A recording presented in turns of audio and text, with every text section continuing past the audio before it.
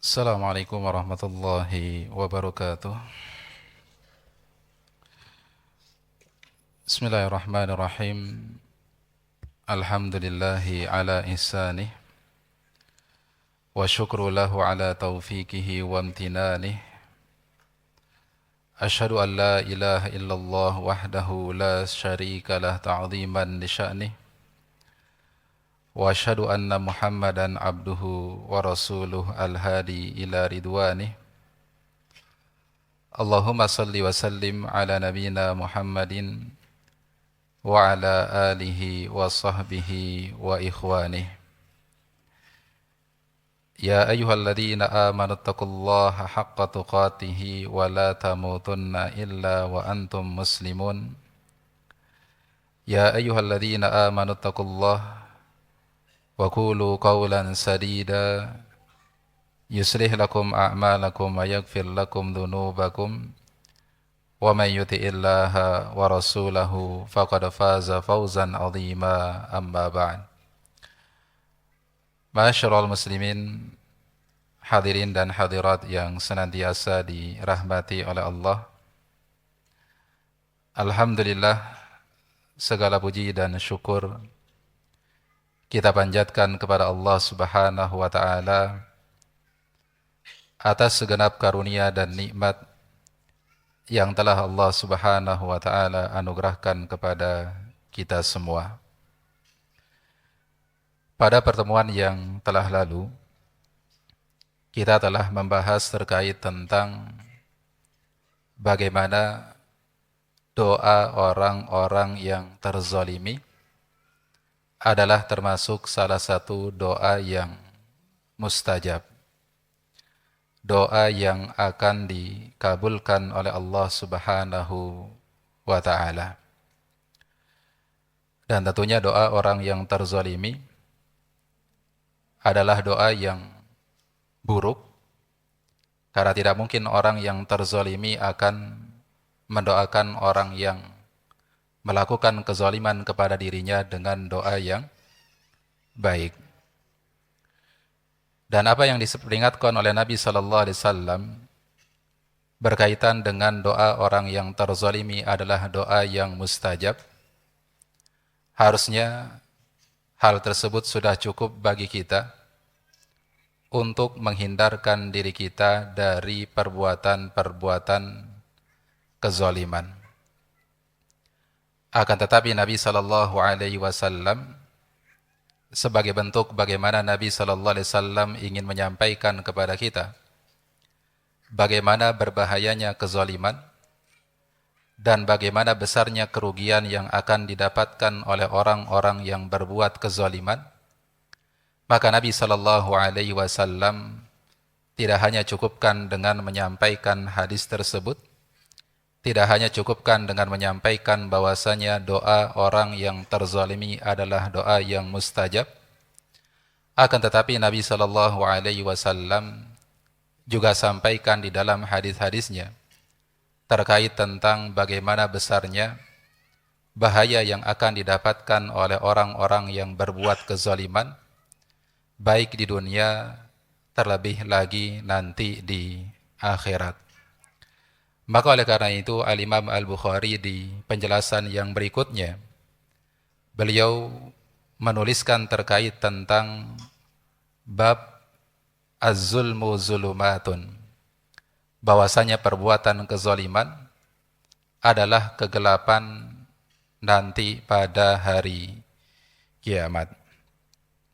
Dan bab ini beliau ambil dari apa yang disabdakan oleh Nabi sallallahu alaihi wasallam dalam hadis yang dikeluarkan atau diriwayatkan oleh Jabir bin Abdullah radhiyallahu taala anhu.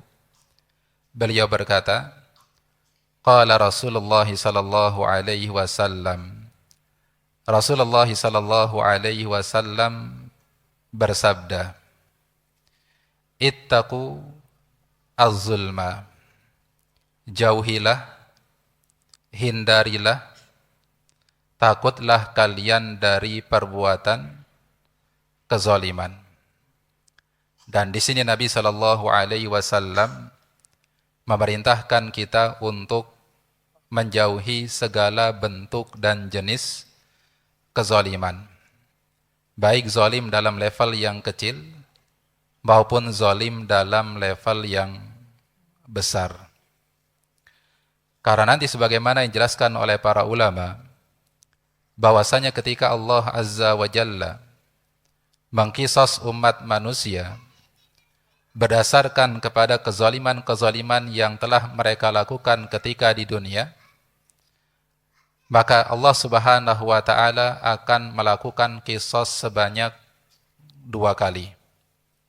Dan nanti akan dibawakan hadisnya oleh Al-Imam Al-Bukhari berkaitan tentang bab ini, bahwasanya ada yang namanya qisas am, qisas yang sifatnya umum, yang Allah Subhanahu wa taala berlakukan kepada seluruh makhluk-makhluknya, dan itu terjadi sebelum kemudian manusia menyeberangi as-sirat. Maka seluruh bentuk-bentuk dan jenis-jenis kezaliman yang dilakukan oleh manusia ketika di dunia, terutama kezaliman yang termasuk pada kezaliman-kezaliman yang besar, maka akan kemudian dikisas oleh Allah Azza wa Jalla sebelum manusia menyeberangi as-sirat. Begitu pula nanti ada qisas yang kedua, yaitu setelah manusia menyeberangi as-sirat. Dan pada saat kemudian orang-orang yang beriman, Allah Subhanahu wa taala selamatkan mereka dari siksa api neraka. Maka di penghujung daripada as-sirat, Allah tahan orang-orang yang beriman, tidak kemudian Allah segerakan mereka masuk ke dalam surga Allah Azza wa Jalla sebelum kezaliman-kezaliman yang kecil yang dulu mereka pernah lakukan di dunia itu kemudian dikisas oleh Allah Azza wa Jalla. Maka baru setelah itu kemudian diizinkan bagi orang-orang yang beriman untuk masuk ke dalam surga Allah Azza wa Jalla. Maka sekali lagi Nabi SAW sampaikan, ittaqu az-zulmah, jauhilah, hindarilah segala bentuk dan jenis kezaliman, baik dalam bentuk yang kecil maupun bentuk yang besar. Dan kezaliman yang dilakukan seseorang kepada orang lain sebagaimana yang dijelaskan oleh Syekh Muhammad bin Shalih Al-Utsaimin rahimahullahu ta'ala, itu tidak terlepas dari salah satu di antara 3 bentuk dan jenis kezaliman.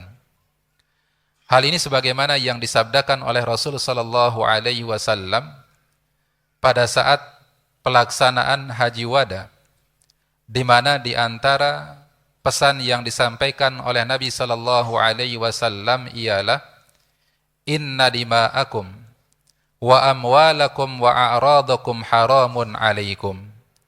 Sesungguhnya darah-darah kalian, harta-harta kalian, dan juga kehormatan-kehormatan kalian itu haram bagi kalian untuk saling menumpahkan satu dengan yang lainnya.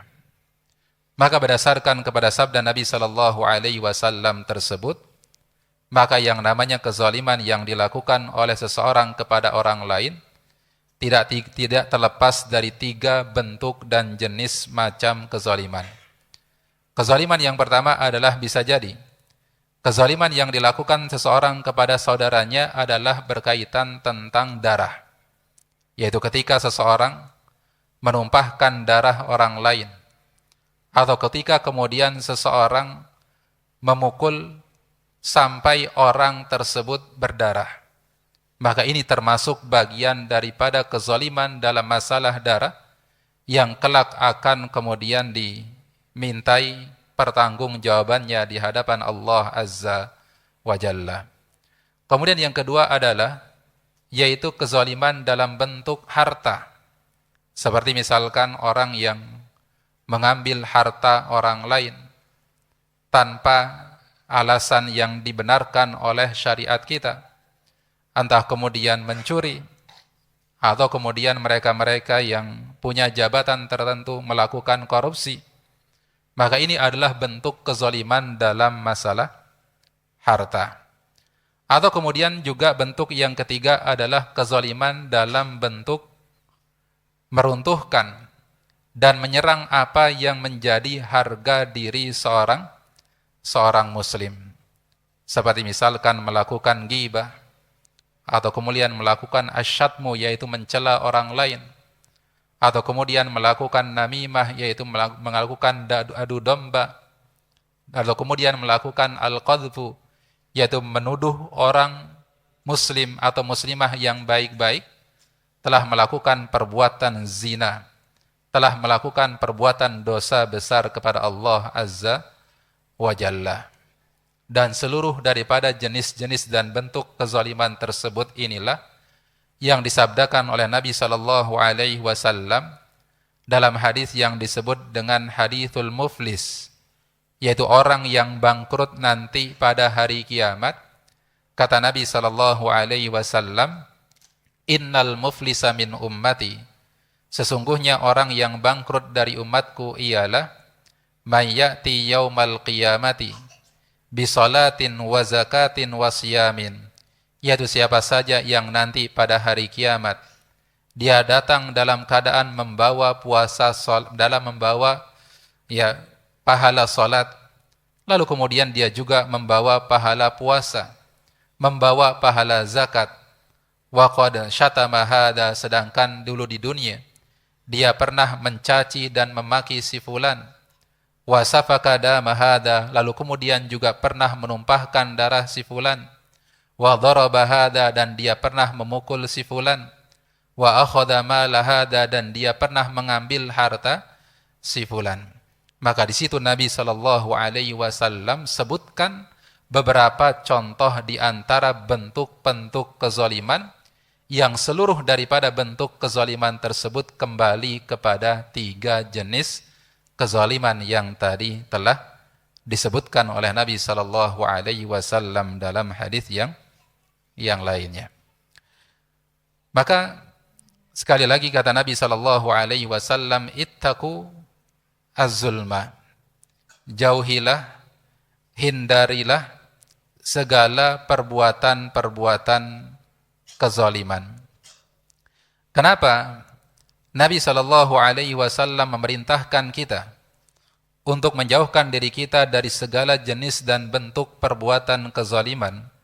Maka kata Nabi SAW, fa inna zulma zulumatun yaumal qiyamah, karena sesungguhnya perbuatan zalim yang dilakukan oleh seseorang ketika di dunia, maka kelak balasannya adalah dia akan mendapatkan kegelapan di hari kiamat. Perhatikan di sini apa yang disampaikan oleh Nabi SAW. Nabi katakan sesungguhnya kezaliman balasannya adalah kegelapan-kegelapan nanti pada hari kiamat. Perbuatan zalimnya Allah sebutkan dengan lafal satu, yaitu mufrad. Ya, mufrad maknanya apa? Satu. Tapi kemudian dzulumatnya Rasul sallallahu alaihi wasallam sebutkan dengan lafal jama', banyak. Artinya, ketika kemudian seseorang melakukan satu bentuk kezaliman, maka balasan yang akan diberikan oleh Allah Azza wa Jalla adalah balasan yang jauh lebih dahsyat dibandingkan dengan kezaliman yang dia lakukan. Makanya Rasul katakan zulumatun yaumal qiyamah. Orang yang melakukan kezaliman, maka dia akan mendapatkan banyak sekali kegelapan-kegelapan nanti pada hari kiamat. Lalu apa yang dimaksudkan dengan kegelapan pada hari kiamat? Maka dijelaskan oleh Al-Imam An-Nawawi. Beliau mengatakan bahwasanya yang dimaksudkan dengan kegelapan pada hari kiamat itu maknanya ada 3. Kegelapan pada hari kiamat itu maknanya ada 3. Beliau mengatakan qila huwa ala dhahirihi fayakunu dhulumatun ala sahibihi la yahtadi yaumal qiyamati sabila. Bahwasanya makna daripada zulumat sebagaimana yang disabdakan oleh Nabi sallallahu alaihi wasallam itu dibawa kepada makna yang sebenarnya, di mana makna zulumat itu artinya kegelapan. Kenapa? Disebutkan oleh Nabi sallallahu alaihi wasallam orang yang berbuat kezaliman kelak akan mendapatkan kegelapan di hari kiamat. Karena nanti di hari kiamat manusia akan berada di kegelapan. Dan apa yang menjadi cahaya-cahaya yang menerangi mereka itu mereka dapatkan tergantung pada kadar amal mereka masing-masing. Dan bagaimana gambaran daripada gelapnya hari kiamat ini disebutkan oleh Nabi sallallahu alaihi wasallam dalam sebuah hadis ketika kemudian ada seorang laki-laki Yahudi yang datang kepada Nabi sallallahu alaihi wasallam, lalu kemudian Yahudi ini mengajukan beberapa pertanyaan kepada Nabi sallallahu alaihi wasallam. Maka di antara pertanyaan yang kemudian diajukan oleh Yahudi ini kepada Nabi sallallahu alaihi wasallam, ia mengatakan, "Aina yakunun nas yauma tubaddalul ardu ghairal ardi was samawat?" Wahai Muhammad, nanti pada saat Allah Azza wa Jalla menghancurkan bumi dan langit ini, lalu kemudian Allah mengganti dengan bumi dan langit yang lainnya, maka di manakah tempat manusia ketika itu? Maka kata Nabi sallallahu alaihi wasallam, beliau mengatakan, hum fidh dhulmati duna jisrin. Nanti di hari kiamat, di saat kemudian Allah Azza wa Jalla mengganti bumi ini dan langit ini dengan bumi yang lainnya dan langit yang lainnya, maka seluruh manusia akan dikumpulkan oleh Allah Azza wa Jalla di sebuah tempat yang penuh dengan kegelapan, duna jisrin, dan dekat dengan sirat, dekat dengan jembatan yang di bawahnya terhampar api neraka. Ya, ini adalah tempat apa? Manusia nanti. Seluruhnya akan kemudian berada dalam kegelapan. Lalu kemudian Yahudi ini bertanya kepada Nabi sallallahu alaihi wasallam, "Faman awwalun nasi ijazatan wahai Muhammad?" Kalau demikian, siapakah manusia yang pertama kali akan menyeberangi as-sirat? Maka kata Nabi sallallahu alaihi wasallam, hum fuqara'ul ansar, fuqara'ul muhajirin. Bahwasanya orang-orang yang pertama kali akan menyeberangi as-sirat adalah mereka orang-orang muhajirin yang fakir. Orang-orang muhajirin yang miskin. Mereka adalah orang yang pertama kali akan menyeberangi as-sirat. Dan apa yang digambarkan oleh Nabi sallallahu alaihi wasallam ini juga yang digambarkan oleh Allah Azza wa Jalla di dalam beberapa firman-Nya, di antaranya dalam surah Al-Hadid di ayat yang ke-12. Allah Subhanahu wa taala mengatakan, "Yauma taral mu'minina wal mu'minat yas'a nuruhum baina aydihim wa bi aymanihim." Bahwasanya nanti pada hari kiamat engkau akan melihat dan menyaksikan bahwasanya orang-orang yang beriman dari kalangan laki-laki dan orang-orang yang beriman dari kalangan perempuan, maka mereka semua akan mendapati cahaya-cahaya mereka, baik cahaya yang berasal dari arah depan maupun cahaya yang berasal dari sebelah kanan. Orang-orang yang beriman pada saat mereka akan menyeberangi as-sirat, maka Allah Azza wa Jalla akan berikan kepada mereka penerangan, Allah berikan kepada mereka cahaya, baik cahaya di depan maupun cahaya di samping kanan. Dan tentunya cahaya didapatkan pada saat seseorang menyeberangi as-sirat di tengah kegelapan tersebut sesuai dengan kadar amalan-amalan mereka ketika berada di dunia. Maka disebutkan dalam hadis yang lainnya, ketika Nabi sallallahu alaihi wasallam menggambarkan bagaimana perbedaan penerangan dan cahaya yang didapatkan oleh orang-orang yang beriman tergantung pada kadar-kadar amalan mereka. Kata Nabi sallallahu alaihi wasallam, fayu'tauna nurahum ala qadri a'malihim. Lalu kemudian Allah azza wa jalla berikan kepada orang-orang yang beriman cahaya dan juga penerangan, dan itu disesuaikan dengan amalan-amalan yang mereka lakukan dulu ketika di dunia. Faminhum man yu'ta nuruhu mithlul jabali baina yadayhi wa minhum yu'tu nurahu fawqa dhalik. Maka ada di antara mereka yang Allah Subhanahu wa taala berikan di hadapan mereka, di hadapan dia, cahaya sebesar gunung, dan ada juga yang kemudian Allah berikan lebih dari itu. Wa minhum may yu'ta nuruhu mithlun nakhlati biyaminihi wa minhum may yu'ta duna dzalik biyaminihi. Lalu kemudian ada juga orang yang di sebelah kanannya Allah berikan cahaya dan penerangan sebesar pohon kurma, dan ada juga yang kemudian Allah berikan penerangan dan cahaya yang lebih besar dibandingkan dengan pohon kurma, atau yang lebih kecil dibandingkan dengan pohon kurma, sampai kemudian Nabi SAW sampaikan wa yakunu akhiru man yu'ta nuruhu ala ibhami qadamihi, dan orang yang paling minim diberikan cahaya oleh Allah azza wa jalla adalah seseorang yang Allah berikan cahaya yang keluar dari balik jempolnya, dari balik jempol kakinya. Yudhi'u marratan wa yudfi'u marratan, yang mana cahaya ini sesekali keluar cahayanya, sesekali kemudian redup cahayanya. Wa idza adha'a qaddam, kalau kemudian cahaya ini menyala, maka dia langkahkan kakinya di atas as-sirat. Wa idza tufi'a qama, tapi kalau kemudian cahaya ini padam, maka dia akan berhenti. Maka ini adalah makna daripada zulumat yang pertama yang disampaikan oleh Al-Imam An-Nawawi, bahwasanya zulumat di sini adalah benar-benar kegelapan. Artinya, orang yang beriman, yang memiliki amal solih ketika di dunia, lalu kemudian di saat yang bersamaan dia melakukan kezaliman ketika di dunia, maka cahaya yang dia dapatkan sesuai dengan kadar amalannya tersebut akan dikurangi oleh Allah Azza wa Jalla sesuai dengan kadar kezaliman yang telah dia lakukan.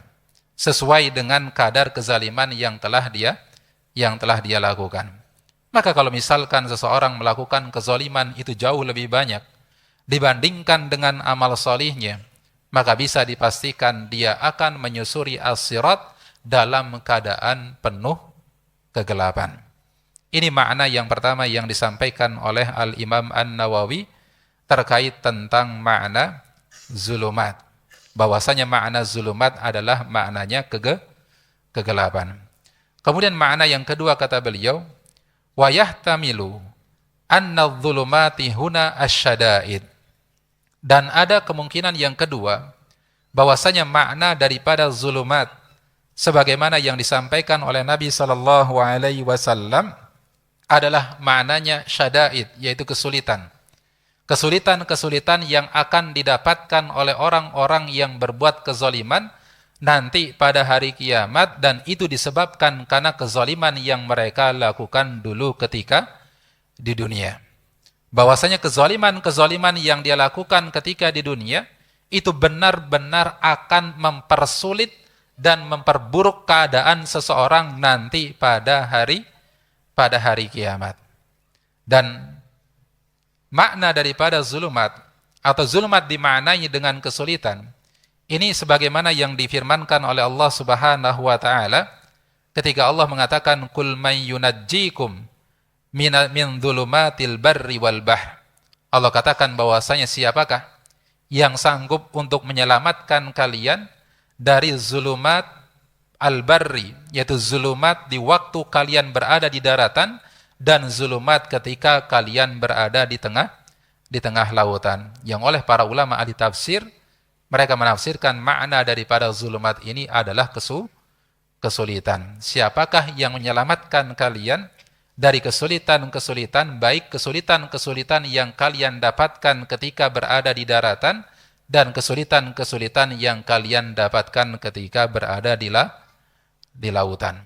Ya, ketika berada di daratan dan juga ketika berada di lautan. Di udaranya mana Ustaz? Nggak ada di udaranya. Ya, zaman dulu belum ada yang udara. Ya, ya ini maknanya umum. Artinya mau dimanapun, maka yang menyelamatkan seseorang dari segala kesulitan adalah siapa? Adalah Allah Azza wa Jalla. Jadi makna daripada zulumatun yaumal qiyamah, bahwasanya orang yang berbuat kezaliman ketika di dunia, maka kezaliman tersebut akan memperberat, akan mempersulit keadaan orang tersebut nanti pada hari kiamat. Kemudian yang ketiga kata Imam An-Nawawi, di antara makna zulumat adalah wa yahtamilu annaha ibaratin anil ankali wal uqubat. Bisa jadi makna daripada zulumat sebagaimana yang disabdakan oleh Nabi sallallahu alaihi wasallam, yaitu balasan dan juga hukuman yang akan didapatkan oleh orang-orang yang berbuat kezaliman. Banyaknya hukuman yang akan didapatkan oleh orang-orang yang berbuat kezaliman. Wallahu ta'ala a'lam bis-shawab. Maka sebagaimana kaidah yang disampaikan oleh para ulama, kalau kemudian seluruh makna ini bisa dibawa seluruhnya, maka apa? Maka makna zulumat ini tentunya kita maknai sebagaimana tiga makna yang tadi disampaikan oleh Al-Imam An-Nawawi, bahwasanya kezaliman itu benar-benar akan menjadi kegelapan bagi seseorang nanti pada hari kiamat, bahwasanya yang namanya kezaliman itu benar-benar akan mempersulit keadaan seseorang nanti pada hari kiamat, bahwasanya yang namanya kezaliman itu begitu banyak dan besar azab dan hukuman yang Allah akan berikan kepada orang-orang yang berbuat kezaliman.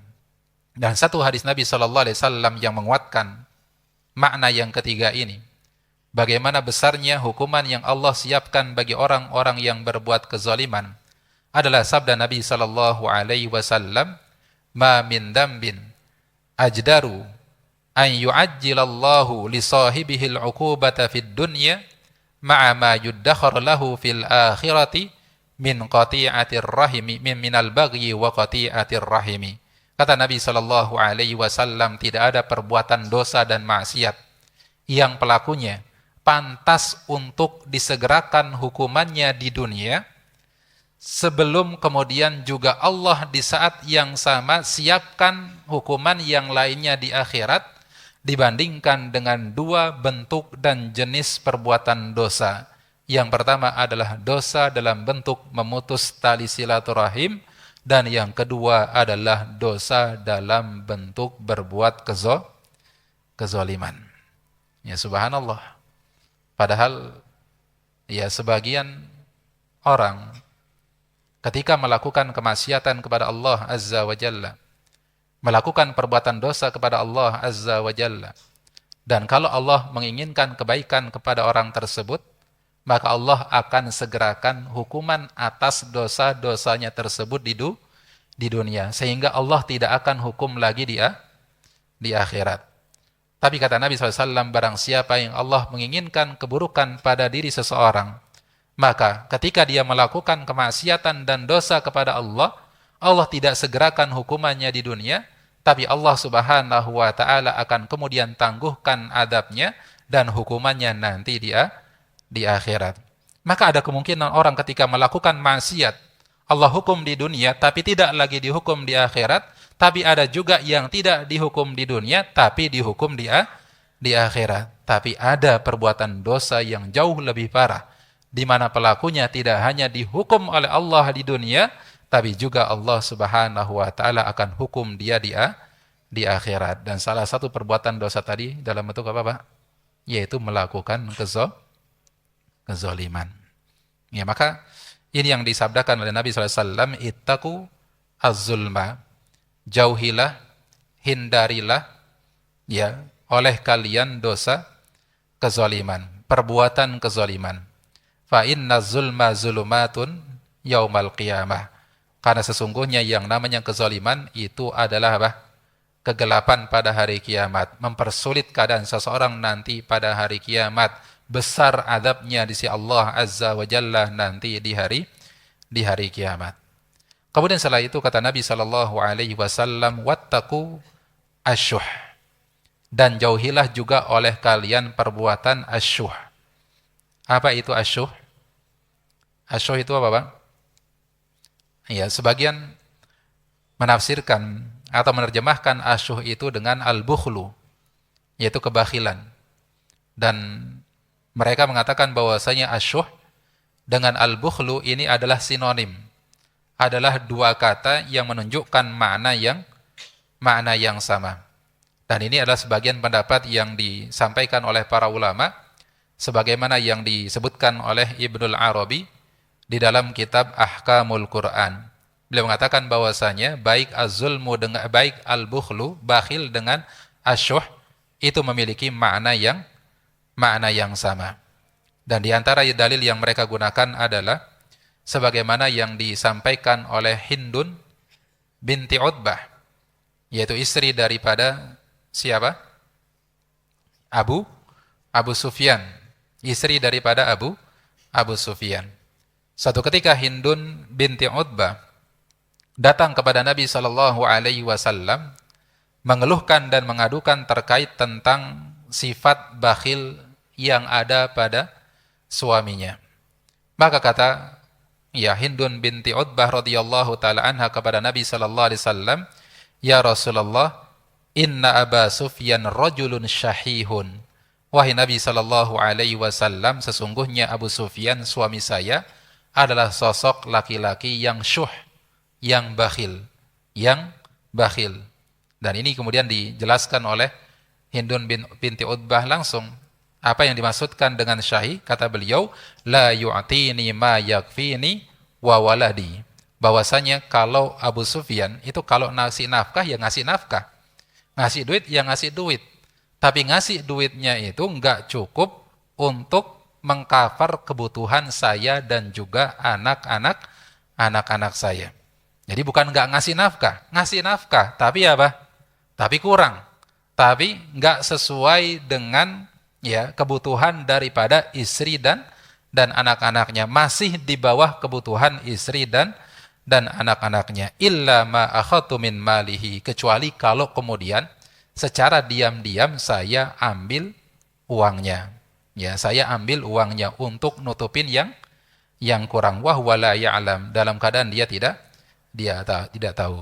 Lalu kemudian Nabi SAW mengatakan, khudhi ma yakfiki wa waladaki bil ma'ruf. Maka silahkan boleh kamu ambil uang daripada suamimu Abu Sufyan tanpa sepengetahuannya, tapi ambil sesuai dengan apa? Kebutuhan. Ambil secukupnya, enggak boleh apa? Enggak boleh lebih. Dan ini tidak dikatakan nyolong, Pak. Jadi kalau misalkan seorang istri itu ngambil uang suaminya diam-diam karena suaminya ini mampu ngasih nafkah yang cukup, tapi ternyata dia ngasihnya kurang, maka dibolehkan bagi seorang istri untuk mengambil uang suaminya dengan diam-diam tanpa sepengetahuan suaminya, tapi dengan syarat dia mengambil sesuai dengan kebutuhan. Yang kurangnya saja yang diambil, nggak boleh lebih dari itu. Kalau misalkan seorang istri dikasih 100.000 misalkan, atau 50.000, padahal kebutuhannya adalah 100.000, tapi dikasih 50.000, padahal suaminya mampu, karena hartanya banyak, suaminya kaya raya, mampu untuk memberikan nafkah 100.000 per hari, tapi ngasihnya hanya 50.000, maka yang kurang 50.000 tersebut boleh diambil oleh seorang istri tanpa sepengetahuan suaminya. Tapi hanya 50.000. Enggak boleh apa? Lebih 1.000 pun enggak boleh. Yang 1.000-nya apa? Haram. 1.000-nya apa? Haram. Tapi kalau misalkan seorang suami sudah memenuhi kebutuhan seorang istri sesuai dengan kebutuhannya, diberikan nafkah sesuai dengan kebutuhannya, tapi kok ketika nyuci ternyata apa? Dirogoh-rogoh kantong celana suaminya, ternyata ada apa? Ada uang di situ, maka enggak boleh diambil kecuali dengan izin siapa? Dengan izin suaminya. Ya, jangan diambil lalu kemudian berstatement Rizki istri solihah, enggak, itu enggak boleh. Itu haram diambil kecuali dengan izin suaminya. Ya, jadi sebagian para ulama mengatakan bahwasanya asyuh dengan bakhil itu adalah maknanya sama. Dan tidak dikatakan seseorang itu bakhil kecuali kalau seseorang itu enggan mengeluarkan hartanya dalam perkara-perkara yang wajib. Baru dikatakan seseorang itu apa? Bakhil.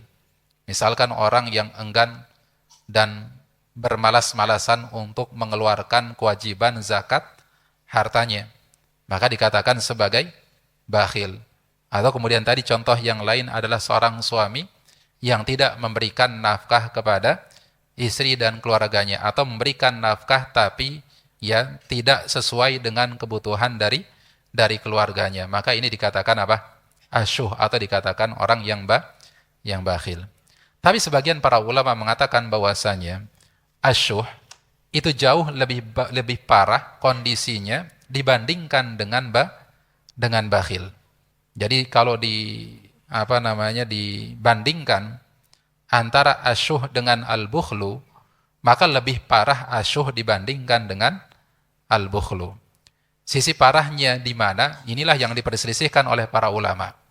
Ada yang mengatakan bahwasanya sisi parahnya adalah kalau al-bukhlu itu hanya sebatas pada seseorang merasa berat hati untuk mengeluarkan hartanya dalam perkara-perkara yang wajib saja.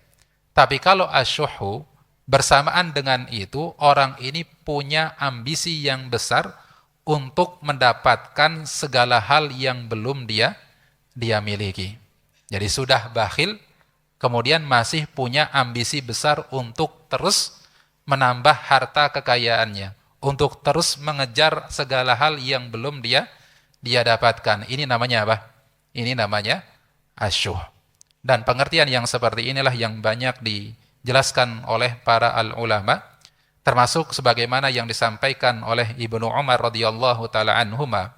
Beliau ketika kemudian menjelaskan perbedaan antara bakhil dengan asyuh, beliau mengatakan laisa syuhhu an yamna'ar rajulu malahu, bahwasanya asyuh itu bukanlah hanya sebatas seseorang itu menahan hartanya untuk dikeluarkan dalam perkara-perkara yang wajib, walakinnahul bukhl, karena yang seperti itu adalah termasuk bakhil, bukan syuh. Wa innahu lasyarrun, akan tetapi asyuh itu jauh lebih parah dibandingkan dengan apa? Dengan bakhil. Innamasyuhhu an tatmah ainur rajuli ila ma laisa, bahwasanya yang dimaksudkan dengan syuh tidak hanya dia menahan hartanya, akan tetapi matanya juga senantiasa tertuju pada hal-hal yang belum dia miliki. Ya, pada hal-hal yang belum dia miliki. Ya, jadi sudah nahan hartanya, nggak mau mengeluarkan zakat hartanya, di saat yang sama dia masih punya ambisi yang besar untuk semakin menambah pundi-pundi kekayaannya. Inilah yang dimaksudkan dengan apa? Dengan asyuh. Kalau bakhil enggak. Kalau bakhil dia enggak punya ambisi untuk mendapatkan yang belum dia dapatkan. Hanya saja dia menahan hartanya dari apa? Dari perkara-perkara yang wajib. Kemudian ada juga di antara para ulama yang menyatakan bahwasanya perbedaan antara bakhil dengan syuh itu terletak pada kalau bakhil itu hanya dalam masalah harta saja. Tapi kalau syuh itu dalam segala hal, baik dalam masalah harta atau kemudian dalam kebaikan. Jadi sudah pelit harta, pelit juga apa? Kebaikan. Ya, pelit juga kebaikan. Maka itu namanya apa? Itu namanya asyuh. Dan ini yang kemudian diperingatkan oleh Nabi sallallahu alaihi wasallam, wattaqu asyuh. Dan jauhilah, hindari oleh kalian perbuatan asyuh. Kenapa? Fa inna syuhha ahlaka man kana qablakum. Karena belajar dari pengalaman orang-orang terdahulu, itu sudah banyak orang-orang terdahulu yang hancur hidupnya gara-gara apa? Gara-gara asyuh. gara-gara pelit kemudian punya ambisi yang besar untuk meraih dan mendapatkan sesuatu yang belum dia miliki. Sudah banyak orang-orang terdahulu yang hancur gara-gara apa? Gara-gara asyuh. Lalu kemudian Nabi SAW sebutkan di antara dampak negatif daripada perbuatan asyuh ini, kata Nabi SAW, wa hamalahum ala an safaku dima'ahum, bahwasanya karena asyuh inilah sebagian daripada orang itu tega menumpahkan darah orang lain. Ketika seseorang punya ambisi yang besar untuk mendapatkan perkara yang belum dia dapatkan, maka dia akan berusaha mendapatkan hal tersebut dengan cara apapun, sampai kemudian tega menumpahkan darah orang lain. Wastahallu maharimahum, dan gara-gara asyuh inilah kemudian sebagian orang itu menghalalkan apa-apa yang diharamkan oleh Allah Azza wa Jalla. Ya, menghalalkan segala yang diharamkan oleh Allah Azza wa Jalla. Semuanya diterabas, semuanya dia terobos, karena dia punya ambisi yang besar. Dia pengen mendapatkan apa yang belum dia dapatkan. Dia ingin mendapatkan apa yang dia inginkan tanpa kemudian memperdulikan bagaimanapun caranya. Nah, inilah yang menghancurkan orang-orang terdahulu. Masyaallah muslimin jamaah yang dirahmati oleh Allah Subhanahu wa taala. Jadi ini dua perkara, dua sifat, dua perbuatan yang diwanti-wanti oleh Nabi sallallahu alaihi wasallam agar setiap kita menjauhi dua perbuatan tersebut. Kemudian di hadis yang berikutnya, 6 menit lagi ya Pak ya. 4 menit lagi. Allah. Yang benar ini apa? Situ jamnya. Yang sini ya. Ya. Soalnya situ 27. 33 berarti 6. Berarti 4. Masya Allah. Ya.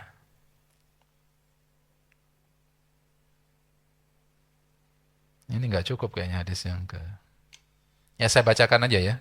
Hadis yang keduanya di bab ini. Atau mau ada pertanyaan? Ada pertanyaan nggak? Oh ada, silakan ya. Pertanyaan saja, silakan Pak. Fadhol. Assalamualaikum warahmatullahi wabarakatuh.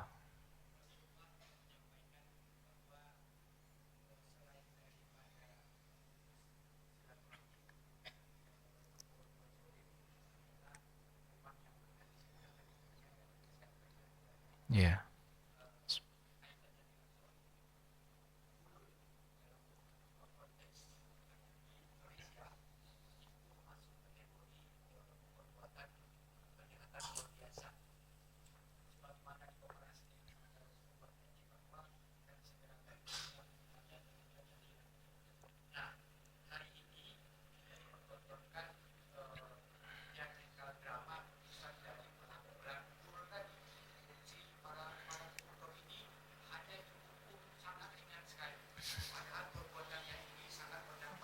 Merugikan banyak orang.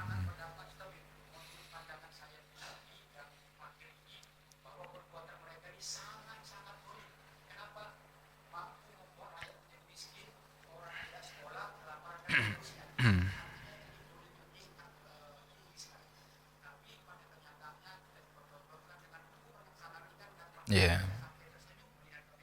Subhanallah.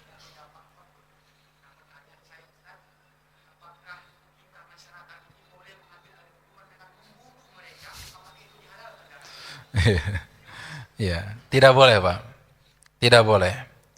Karena kemudian yang diberikan mandat dan wewenang untuk memberikan hukuman kepada orang-orang yang melakukan pelanggaran-pelanggaran adalah mereka yang kita sebut sebagai waliul amr, yaitu mereka para pemerintah-pemerintah. Mereka yang berhak untuk apa? Ya, memberikan hukuman, atau kemudian yang berhak melakukan eksekusi atas hukuman. Sama halnya dalam syariat Islam juga seperti itu Pak. Dalam syariat Islam kan seperti misalkan kalau ada orang yang mencuri maka dipotong tangannya. Siapa yang berhak untuk memotong tangan? Ya mereka adalah para orang-orang yang berwenang, yaitu mereka-mereka yang ada di mahkamah yang mendapatkan mandat secara resmi dari pemerintah. Mereka yang berhak untuk menentukan hukuman lalu kemudian memberikan eksekusi. Tidak dikembalikan kepada individu masyarakat. Tidak kemudian nanti kalau ada orang yang berzina, kemudian kita punya inisiatif sendiri. Wah, ini pezina ini. Kalau pezina dalam syariat Islam itu dirajam kalau menikah, lalu kemudian dicambuk 100 kali kalau masih jomblo. Nggak boleh. Ya, tetap kemudian wewenangnya dikembalikan kepada pemegang mandat. Terkait tentang pemegang mandat, megang jabatan kalau kemudian tidak amanah dalam dalam menjalankan apa yang menjadi tugas dan amanah yang telah Allah bebankan kepada mereka, maka itu adalah dosa yang akan mereka tanggung dan akan mereka pertanggungjawabkan nanti di hari kiamat. Ya, di hari kiamat. Dan mereka tentunya akan berat sekali hisabnya nanti di hari kiamat. Dan Nabi SAW tentunya adalah orang yang tidak mau menerima syafaat kalau hal tersebut berkaitan dengan hukum-hukum Allah Azza wa Jalla. Makanya suatu ketika Usamah bin Zaid ya radhiyallahu taala anhuma pernah datang kepada Nabi ya agar memberikan keringanan hukuman kepada seorang wanita yang mencuri. Maka Nabi SAW kemudian marah. Kemudian Nabi SAW berkata, "Fawalladzi nafsi biyadihi, demi zat yang jiwaku berada di tangannya, lau anna Fatimata binta Muhammadin saraqat, laqata'tu yadaha." Jangankan wanita tersebut yang mencuri, kalau semisalkan putri saya sendiri, Fatimah binti Muhammad yang mencuri, maka saya sendiri yang akan potong tangannya. Jadi semuanya dikembalikan mandatnya kepada pemegang kekuasaan. Berkaitan tentang mereka memberikan hukum yang adil atau tidak, maka mereka akan mempertanggungjawabkan hal tersebut di hadapan Allah Azza wa Jalla. Wallahu a'lam bissawab. Allahumma alimna ma yanfa'una wanfa'na bima 'allamtana wa zidna ilman wa taufiqan wa hudan ya rabbal alamin. Subhanakallahumma wa bihamdika asyhadu an la ilaha illa anta astaghfiruka wa atubu ilaik. Wa sallallahu ala nabiyyina Muhammadin wa ala alihi wa sahbihi wa sallam. Walhamdulillahi rabbil alamin. Assalamualaikum warahmatullahi wabarakatuh.